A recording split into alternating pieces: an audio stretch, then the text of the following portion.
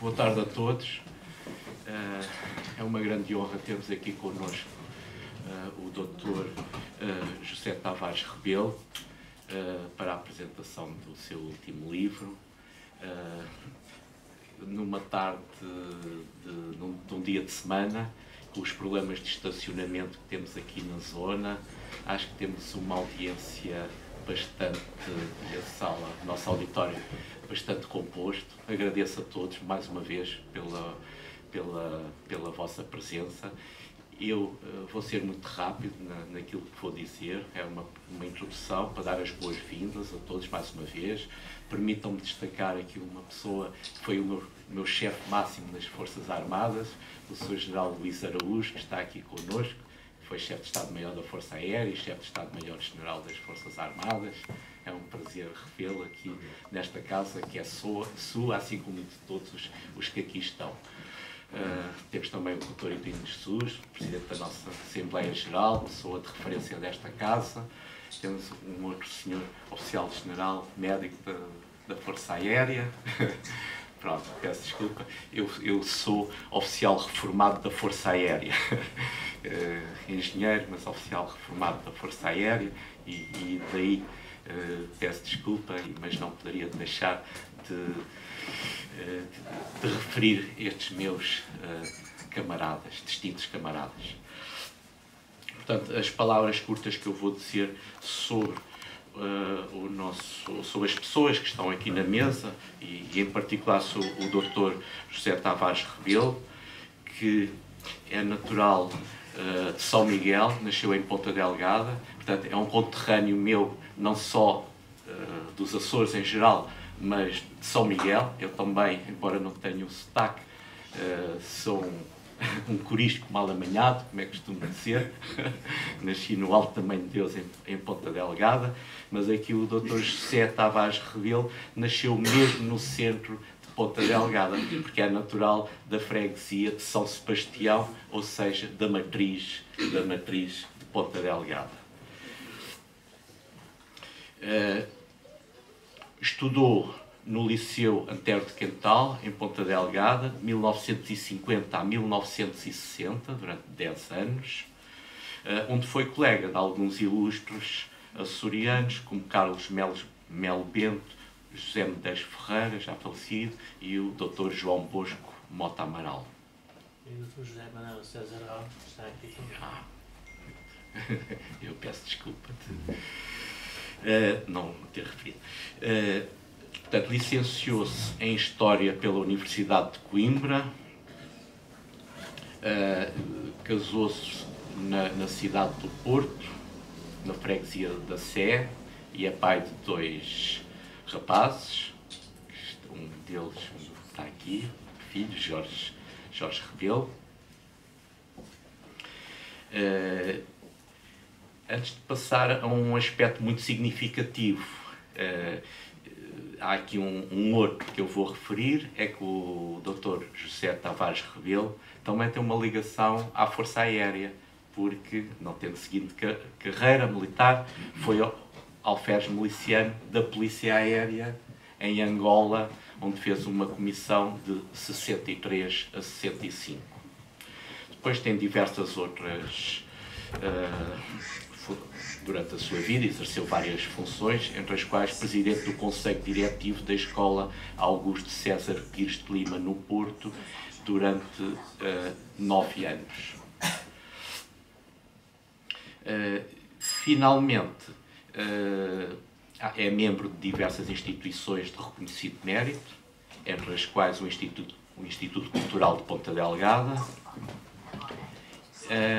E agora o tal aspecto que eu deixei para o fim é que o Dr. José Tavares Rebelo, que eu antes de o conhecer pessoalmente já conhecia de nome há muitos anos, foi o cofundador da Casa dos Açores do Norte e foi presidente da Casa dos Açores do Norte entre 1993 e 2008. Ou seja, 15 anos, o que é número.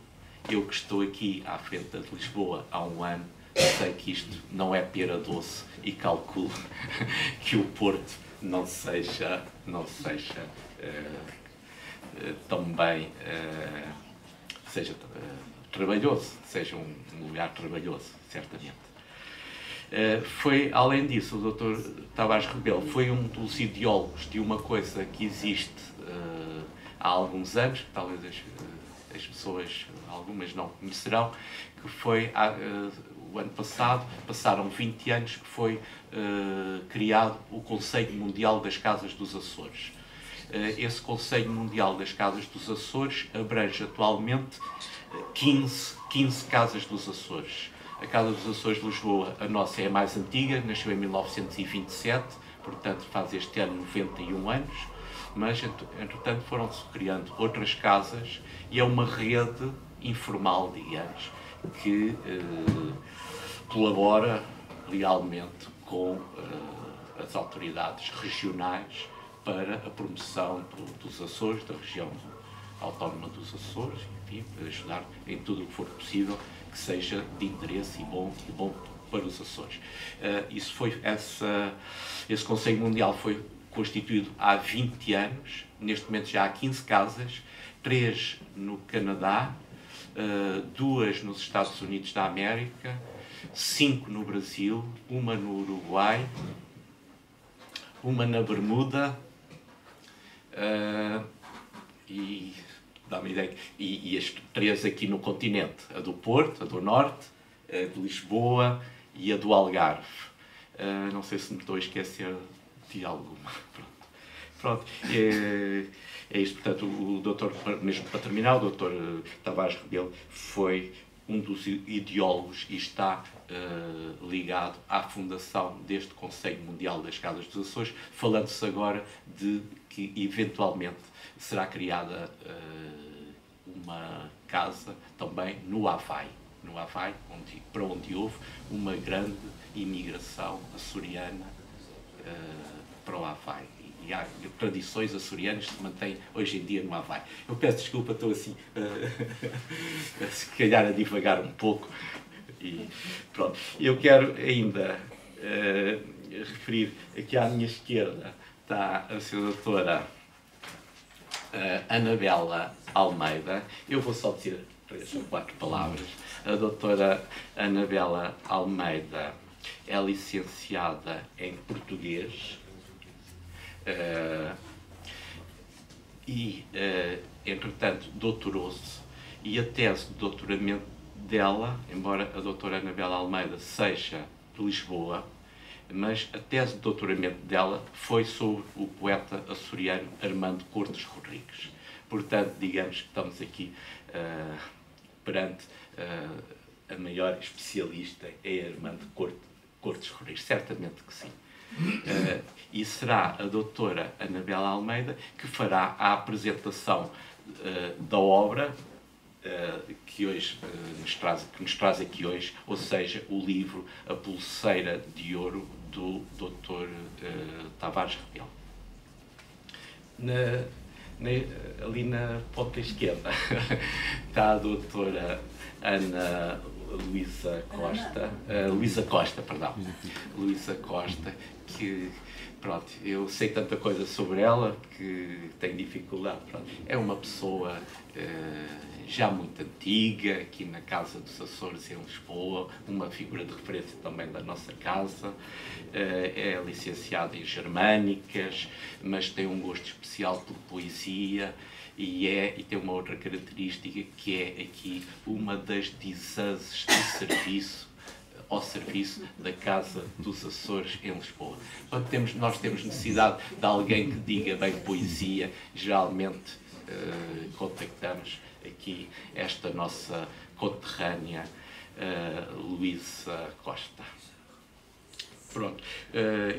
O livro que nos traz hoje, que vai ser apresentado pela doutora Anabela Almeida, eu dei uma vista de olhos, não li na totalidade, vi que mereceu diversas referências elogiosas, entre as quais da doutora Maria João Ruivo, que está aqui na primeira fila. Inclui contos, crónicas, poemas, retratos de personalidades, de várias personalidades e outros textos.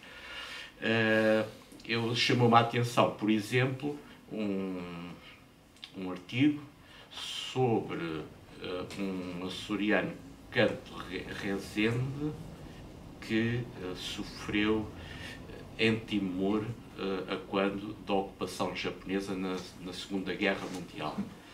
Pronto, mas tem vários motivos de interesse o livro que nos traz aqui hoje.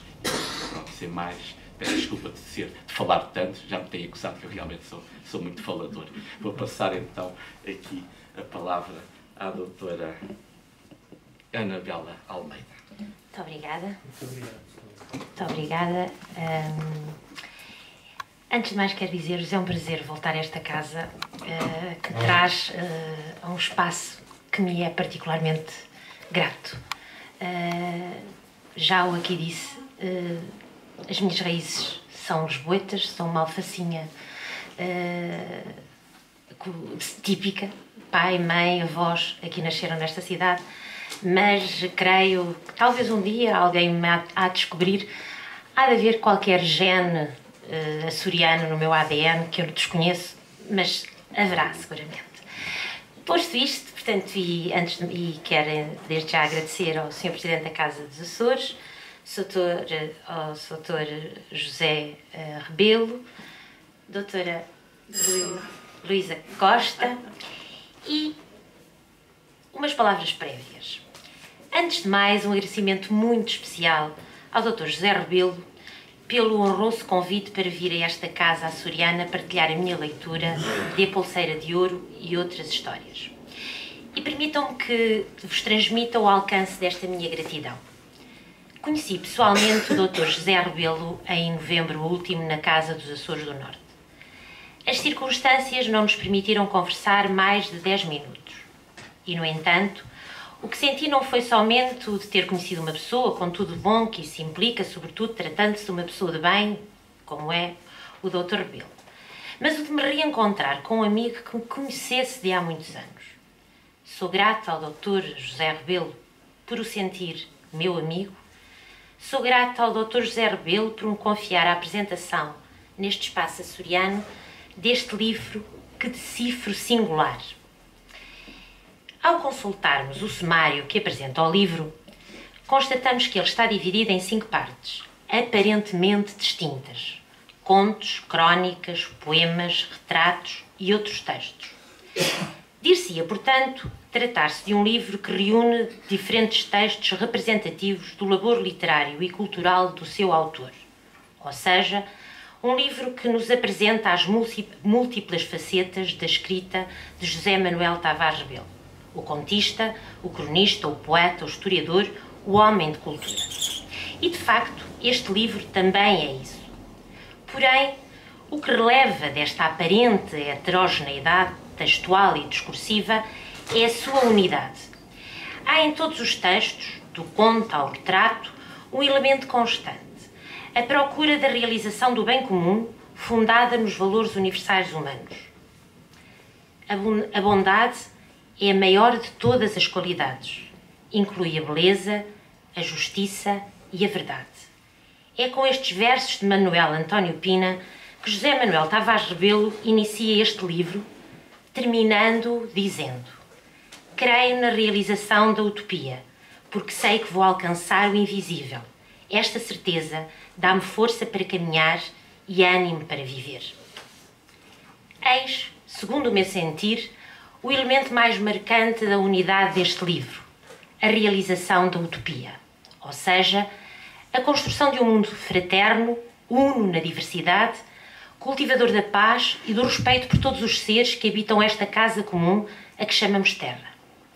A realização da utopia de José Manuel Tavares Rebelo, e que perpassa de múltiplas formas por este livro, é, em suma, a realização integral da poesia de que o poema e o poeta dão conta.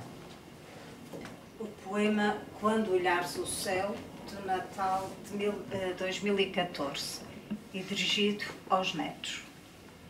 Quando olhares o céu, escolhe uma estrela, guarda a sua luz no teu espírito. Quando olhares a terra, procura uma pequena pedra que se tornará imensa se nela guardares teus sonhos. Quando olhares o mar, estende a vista até longe. O que vês não é o fim, mas o princípio de um mundo novo a alcançar e a descobrir. Quando olhares a montanha, busca caminhos para a subir, como um desafio a ti próprio.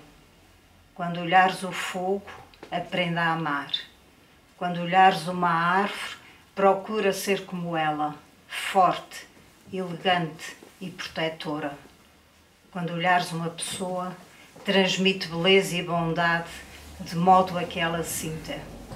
E quando voltares a olhar-te a ti mesmo, repara na clara luz da estrela, iluminando o caminho ao encontro da pedra de teus sonhos, até ao mundo que ambicionaste, fraterno e solidário. E se vires injustiça na cidade, junta-te aos que cantam. Há sempre alguém que resiste, há sempre alguém que diz não.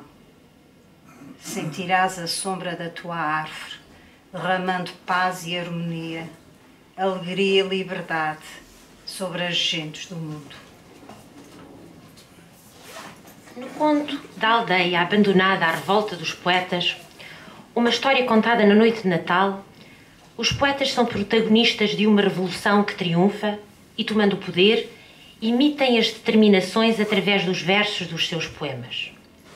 Finalmente, as pessoas passam a contar, a cantar.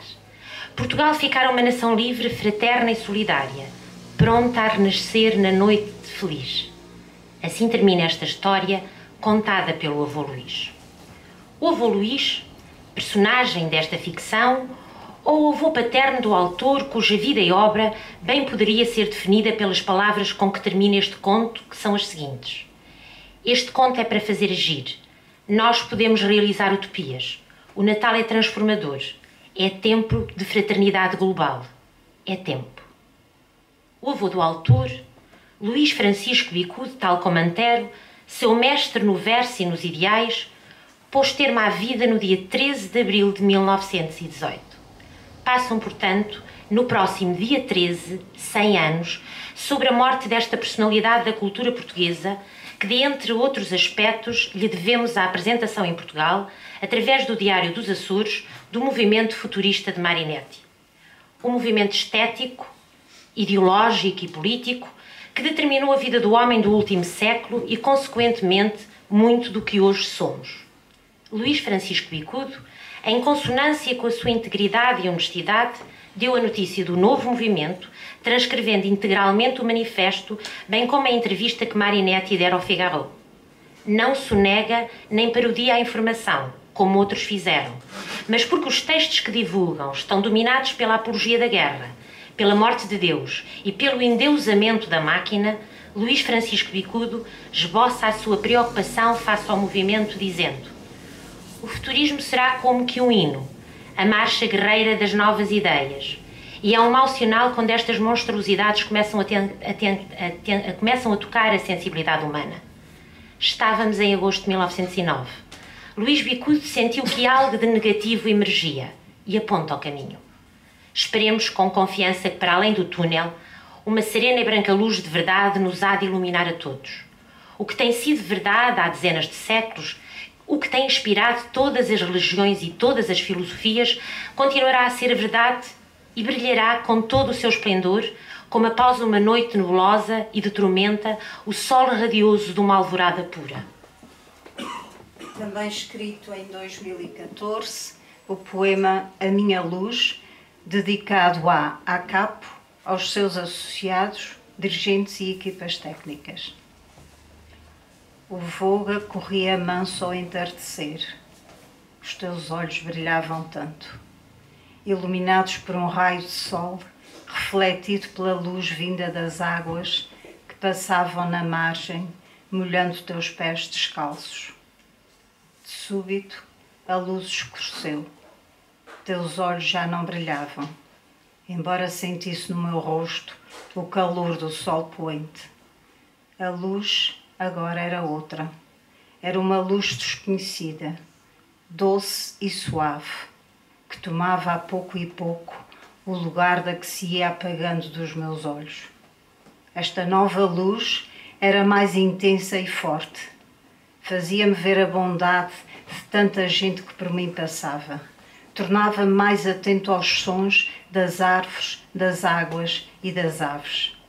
Até o silêncio me transportava para um mundo novo de notas musicais, enquanto os aromas da natureza me inebriavam como se os sentisse pela primeira vez.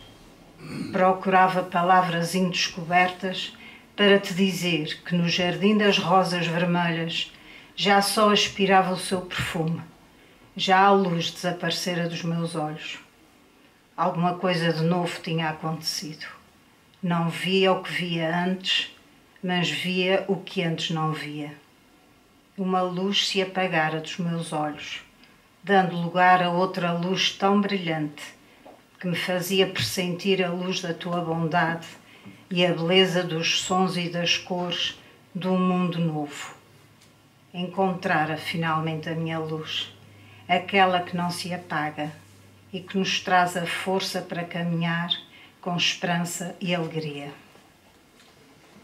Como vemos, embora o avô Luís, quer como pessoa, quer como personagem, nos surja aparentemente de forma tenue, a sua herança está bem escrita no horizonte de realização da utopia.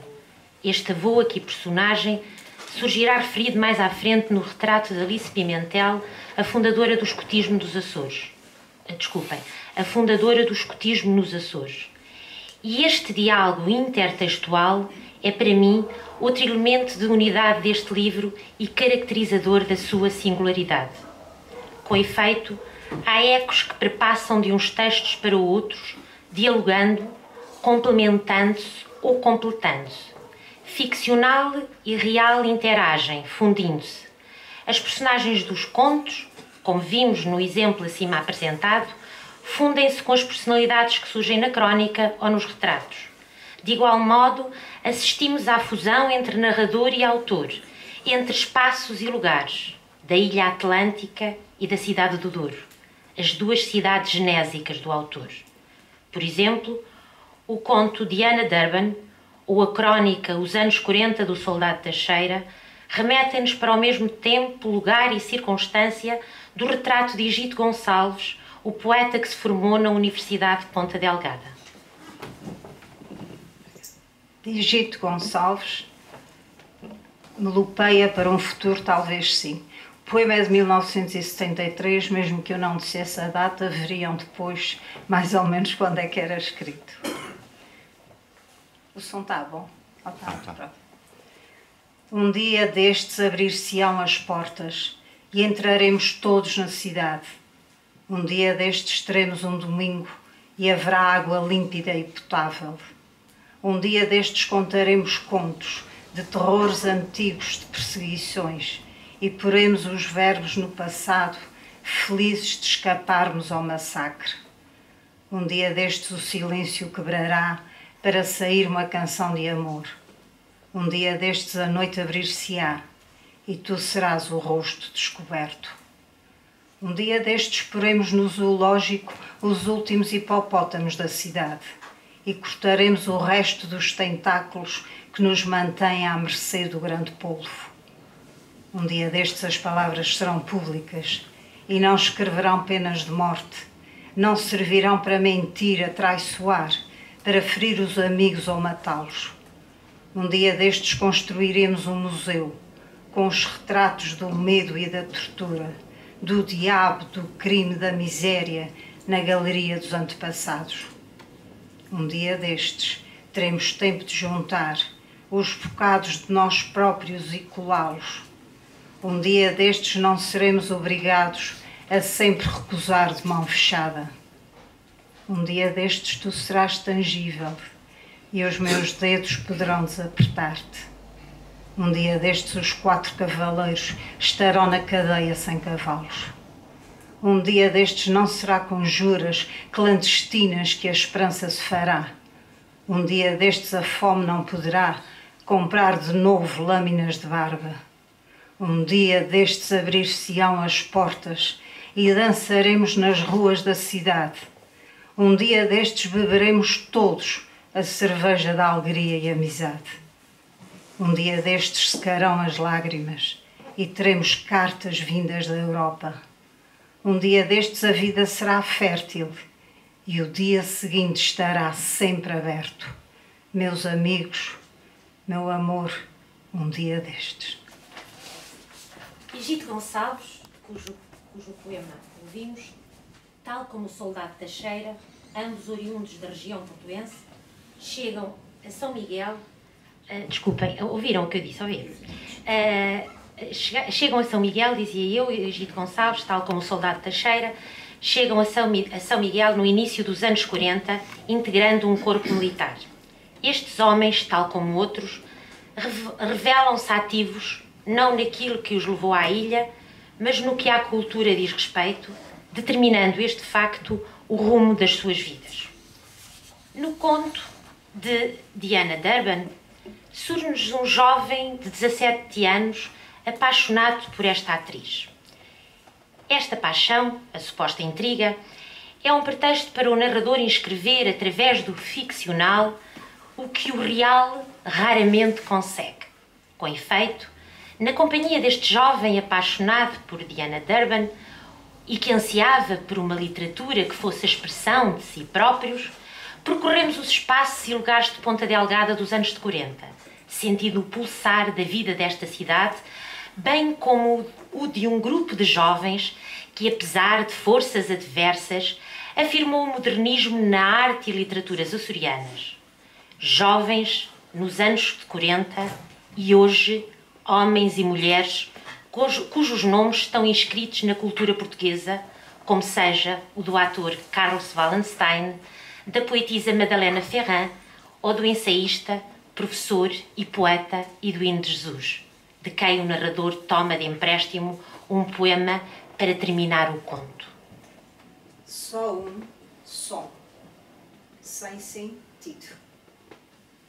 Frêmito d'asa, súbito passa, fugidia. E este empréstimo é uma outra singularidade que encontramos na escrita do livro. A introdução na trama narrativa de poemas e versos de outros poetas, para além de ser um recurso sui generis, desencadeia no leitor a procura de outras leituras, completando e ampliando sentidos. Deste modo, este livro, A Pulseira de Ouro e Outras Histórias, abre caminho para outros livros. E, se o autor, o Dr. Rebelo me permite, vou servir-me deste seu processo, trazendo as palavras de Armando Cortes Rodrigues, um poeta que me é particularmente querido. Há mais de 2 anos... Desculpem, vou voltar atrás. Há mais de 2 anos crescidos, que sem alardes nem exibições, o circo literário Antero de Quental vive modestamente, atraindo a curiosidade intelectual de alguns moços que sentem na alma uma aspiração bem mais acima das banalidades vazias em que a mediocridade chafurda e anda a amesquinhar a grandeza da vida. Juntam-se pouco mais de uma dúzia de rapazes para falarem, para lerem, para discutirem e exporem matérias exclusivamente de cultural. Esta comunidade, no campo do espírito, em que todos se compreendem e se entendem nos domínios da ciência, da literatura ou da arte, sem abdicarem da sua orientação religiosa e política, é dos mais gratos benefícios que a cultura trouxe à mentalidade humana. O respeito pelas convicções alheias, firmada no respeito pessoal das nossas convicções. Aqueles anos de 40 e tal foi o tempo da infância amassada em memória de afetos do menino José Rebelo. É o tempo do Luciano e do Capitão. O tempo de despertar para a voz doce da mãe e ouvir o avô Nuno, produtor de ananases, falido, cego e fidalgo, tocar no bandolim o hino da carta. É o tempo do cheiro zagado e a palha. O tempo de aprender a amar a terra e as gentes que a trabalham. Um tempo que cruza todos os tempos e os lugares, mar e rio, que correm na vida de José Rebelo. Foi o tempo de olhar o mar longe e veio o tempo dos cais de embarque. Coimbra, 1968. Para ti, meu amor. Verde praia, sonho branco da minha montanha. Diz baixinho que me queres, e a tua imagem verde vem calar a voz da bruma. Vem rodear a árvore e beber a seiva. Verde espero, e quando vieres matar a bruma, dou-te um ramo banhado de sol. Muitos outros aspectos poderíamos apresentar que fundamentam a singularidade deste livro a que vimos aludindo. Como vemos o humor como seja o humor que perpassa por alguns textos, tanto aquele que provoca no leitor um sorriso subtil ou uma gargalhada desbragada. Mas detenhamos-nos no aspecto que se prende com o processo de desconstrução do real, ou seja, do que é expectável. Esta expressão encontra-se, por exemplo, na reação final da protagonista do conto que dá título ao livro, ou na resposta da personagem narrador que se descalça em casa dos amigos face à observação que uma criança lhe faz. Estes elementos, ao desconstruírem o real instituído, constroem outro universo, talvez aquele onde vive a verdade, e que nós, acorrentados a preconceitos e ideias enganosas, não conseguimos enxergar. Ao terminar a leitura deste livro, há uma ideia que se me impôs. Há autores que valem por si só uma literatura inteira, como são o caso, por exemplo, de Camões ou Pessoa. E há livros, de que a Pulseira de Ouro e outras histórias é exemplo, que valem uma obra. Neste caso, a obra do escritor José Manuel Tavares Rebelo. Muito obrigada.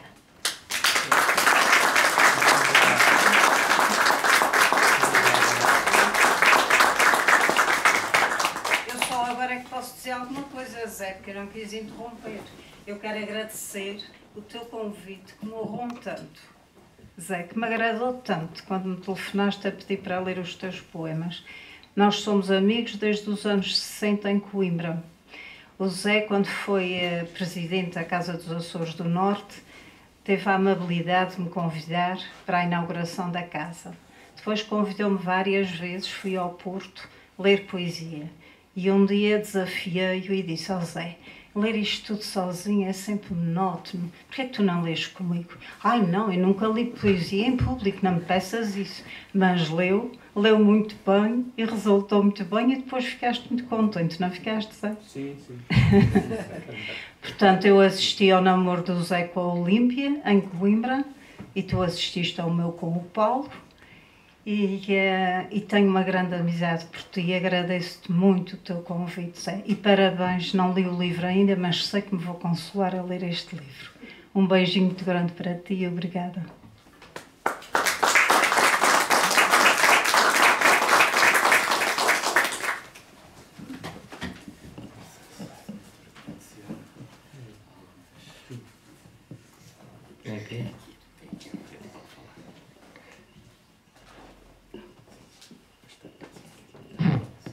Eu estava à espera que alguém falasse mal de mim, mas agora foi a professora Anabela Almeida que me disse coisas que eu não esperava deste livro que surgiu. Nem eu sei bem como. E a verdade é que uma vez estive nos anos 60, mais precisamente em 1966, em casa do meu primo Quinquim, que está aqui, Luís Francisco de Sousa Rebelo, em Oxford. Ele estava a estudar lá.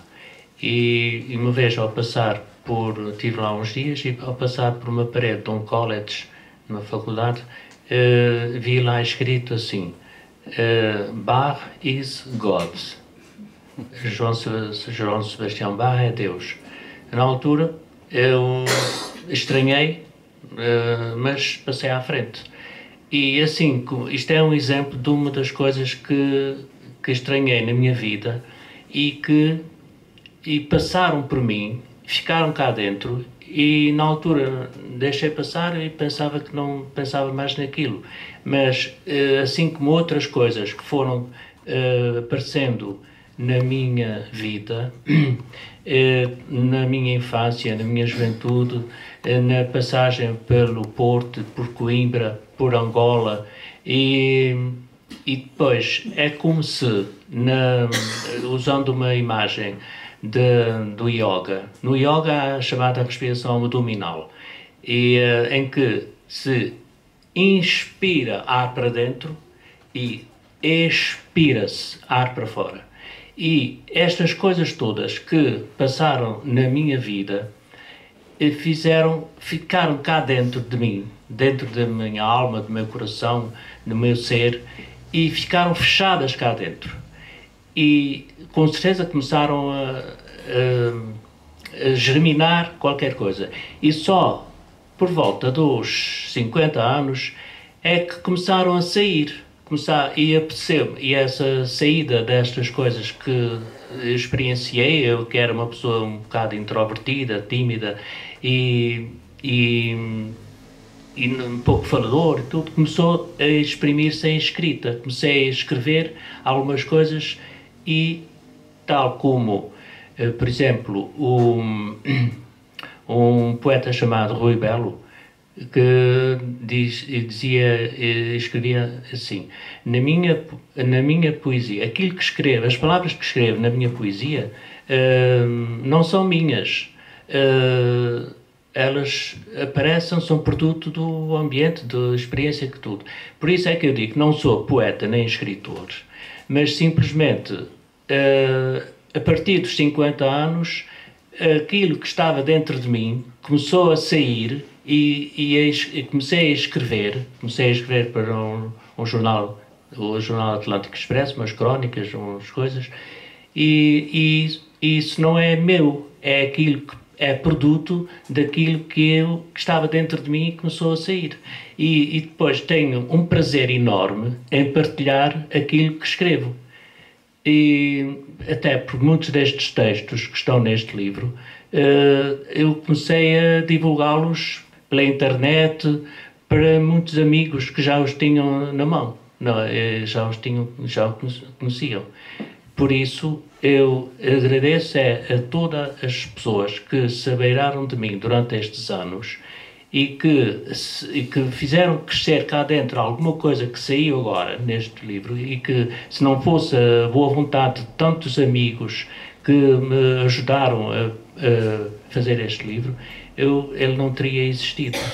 E estou a começar com esta forma um pouco informal, mas se calhar eu devia ter começado por o que vou dizer a seguir, que é: agradeço muito, foi uma honra para mim ter aqui a professora Anabela Almeida a fazer esta apresentação deste livro.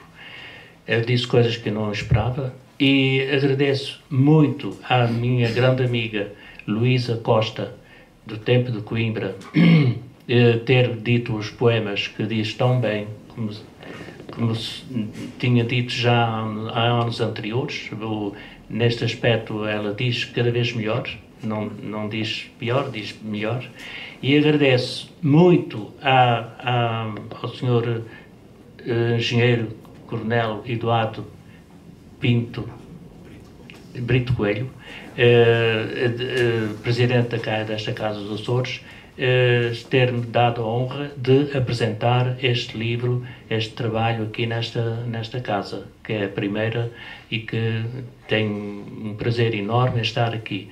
E agradeço muito aos amigos que estão aqui, aos meus primos, e tenho a felicidade também de ter aqui o meu filho Jorge, e agradeço imenso muito àqueles que estão aqui, camaradas da Força Aérea, e que ficaram para sempre meus amigos. Muito obrigado por tudo e por todos.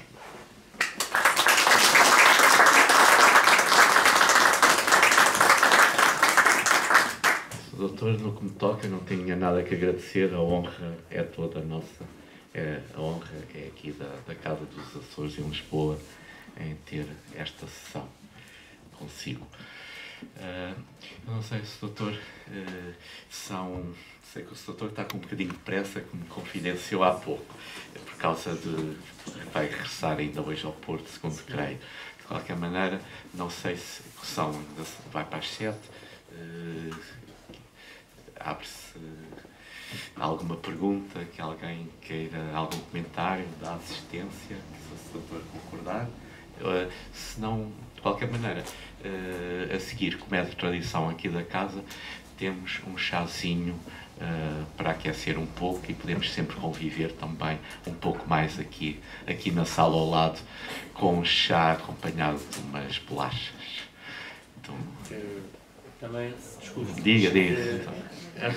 Eu também queria referir aqui o meu grande amigo, professor Eduino de Jesus, que está aqui presente, e a minha amiga também, Maria João Ruivo, fez o prefácio e vai fazer a apresentação em São Miguel, e peço desculpa de só agora falar neles, porque são também umas presenças muito significativas para mim, e muito obrigado por estarem aqui, por me darem o alento que me têm dado sempre. Muito obrigado.